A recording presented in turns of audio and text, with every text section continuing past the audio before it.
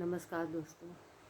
हल्ला पूरा भैल बा बाजार, छोटी नदी जौनपुर में आयल बा सोनार। छोटी नदी टिकवा भल गड़ला, टिकुलिया भल गड़ला, टिकुलिया भल गड़ला, नथिया गड़ल पतियादार। छोटी नदी हल्ला पूरा भैल बा बाजार, छोटी नदी जौनपुर में आयल बा सोनार। छोटी नदी हरवा भल गड़ला, सिकड़िया भल गड़ला, सिकड़िया भल गड़ला, झुमका गड़ला पतियादार। छोटी नदी हल्ला पूरा भैल बा बाजार, छोटी नदी जौनपुर में आयल बा